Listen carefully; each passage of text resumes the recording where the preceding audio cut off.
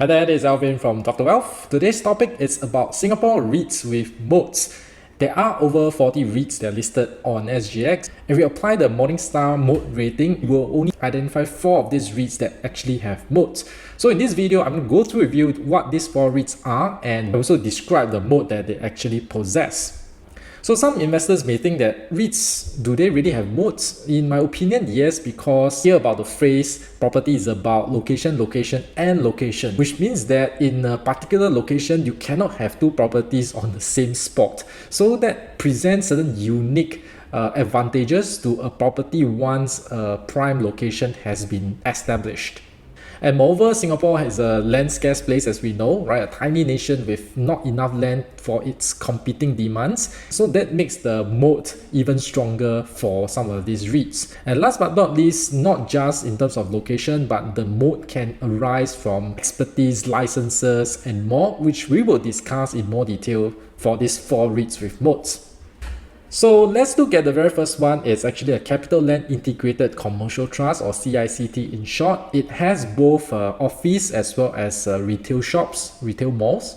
And it does not just have Singapore properties, right? But it also has some foreign properties, which I don't think they're boats because, again, Singapore is a land scarce place. This is not the case for a lot of properties in other countries. You can find a lot of alternatives. So I do think that CICT does possess some moats for its Singapore properties. So if we focus on the office properties, we can see here in the map. Let me just blow it up for you.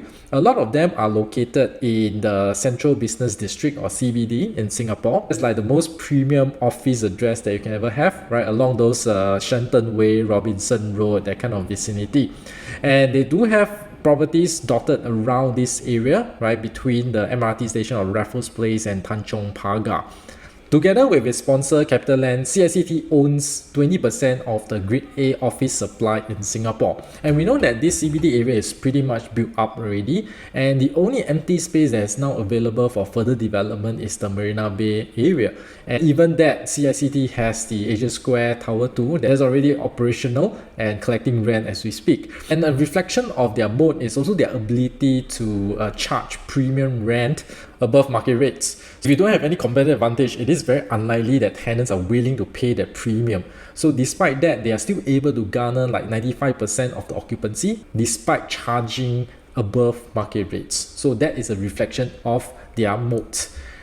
And some investors might be concerned, but what about work from home trends? We have seen that many countries, like even in the US, the commercial properties are suffering. They're very high vacancy or low occupancy rates. And I will acknowledge that yes, there are some companies that have established these work from home policies and it's quite permanent, but it's not as though that it's like every day is work from home. It's more like hybrid kind of mode, which means that retaining a certain amount of office space is still required. And that's the reason why the general office demand, Grade A office demand in Singapore remain above 90%, much higher than many other countries that are suffering from this work from home trend. And I also believe that the CBD address is highly desirable for certain companies, especially MNCs. If you want to have a presence in Singapore, you definitely want an address in CBD, right? That is where you can impress your clients, and it's an indirect way to establish trust in a company that they have the financial muscles, rent a place in the expensive CBD in Singapore. So with all these reasons, that's why I don't think the work from home culture is going to disrupt the Singapore office space that as much as other countries. Next, let's look at the downtown malls. So in terms of malls, CICT have downtown assets as well as suburban ones. So let's look at the downtown ones first. You look at Plaza Sing, Bugis Plus, Bugis Junction, Raffles City, Clarke Quay, Funan. These are all in the city center, right? And even locals do visit them, but there is a good number of tourists that will come to this destination because they are popular shopping belts. With the recovery of tourism, even though we are not at pre-COVID levels, right, increasingly it's improving, and that means that these malls are going to see more traffic, shopper traffic in the future. Next, let's look at the suburban malls, right? And you can see there are Lot 1, Bukit Panjang Plaza, Junction 8, Tampines Mall, Bedok Mall, IMM, and Westgate. So these suburban malls are very strategically located. They are close to high-density residential areas. and they are also very close to the MRT stations. So which means that these malls are part of the journey of the commuters on a daily basis. And it is very convenient. For example, if someone knock off, they just go to the mall, have a quick dinner, and then go to the supermarket to pick up some groceries and head back home. So that kind of convenience will draw a lot of shopper traffic into the malls. It becomes a stopover between work and home. So these malls are actually pretty much entrenched into the lifestyle of Singaporeans. Just to give you some example, right, they are very strategically located. For example, lot 1 is just next to the Choa Chu Kang MRT station, and you can see in the vicinity there are no other shopping malls, and you see quite a lot of residential units around the mall as well. And this is Tampines Mall, right? Same thing, it is just right next to the MRT station. Just cross the road and you'll hit that mall, right? So people on the way back would probably spend more money, contribute a footfall to all these malls. And this is another example, right? Just right next to Junction 8 is the Bishan MRT station. So majority of malls, if you really look through their portfolio, they are very strategically located in very good location. And it's not like another mall can just be built in that area because it's already very built up already. So there's almost like no competition for these malls. And another concern is on e-commerce threat, right? So if there is more people buying things from e-commerce, they will patronize less in all these in the shops.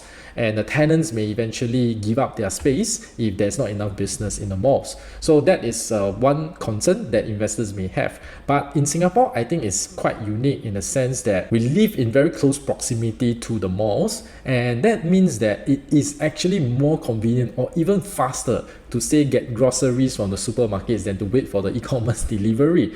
And as well as F&B options, right? There's no shock of eating places, and Singaporeans who don't like to cook, or even PRs who don't like to cook, will be able to enjoy a meal nearby, right? And the malls nowadays, if you take a look, have a lot of F&B options, right? Are overwhelming numbers compared to the past. There's already some changing in the tenant mix. I think shops selling those non-daily necessities like fashion, like accessories like cable, handphone cable, all this where it's not time sensitive, and if the customers can wait, they can order online and at a much cheaper price and get it delivered to their house. These cases, I do think that shops that are really selling all these non-daily essentials may suffer bigger impact from e-commerce. And lastly, Singapore is rather a boring place, right? There's not a lot of places to go to, and given the hot weather, the mall is usually a very favorite destination for majority of the locals, even on the weekend. And you don't need to travel down to downtown malls because even the suburban malls have the same shops as the downtown ones, majority of them. Now let's go to the second REIT with Moat, and that's Fraser Centrepoint Trust. This is similar to CRCT in the sense that it also have suburban malls, quite a number of them in Singapore, and they're equally strategically located, high residential areas, and very close to the MRT stations, right? You have like North Point, which is at Yishun MRT, Causeway Point at Woodlands MRT, next at Serangoon. So they are all in very good locations. So the same principle apply, right? They are part of the daily commute journey, and they will enjoy a lot of all these high traffic footfall that spill over to the malls. And a sign of their moat is that they have managed to raise the rental rate on average of 7% per year since 2010, right? So if you don't have a good location and you are unable to add value to the tenants, you will not be able to raise the rent in this way. So this is a sign that they do have that competitive advantage, that even when they raise rent, the tenants are not moving out of the malls. And this is a pipeline of the upcoming malls in the next 3 years in Singapore.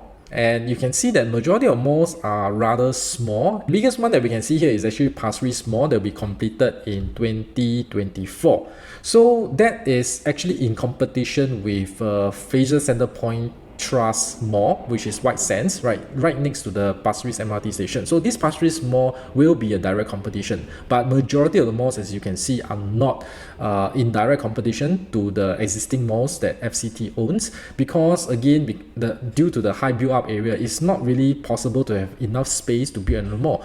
And since the best premium space right next to the MRT has already taken, who wants to build a mall that is further away and risk lower shopper footfall? So that's why FCT does have an advantage. And going back to the Pasir Ris Mall, yes, it could be a threat, but considering that there will also be new residential units that comes with Pasir Ris Mall, which is about 500 households, plus another over 1,000 HDB units will also be built in that Pasir Ris region. That would help mitigate some of the increase in supply, and that's why I don't think it's going to be a very big problem for FCT in this case.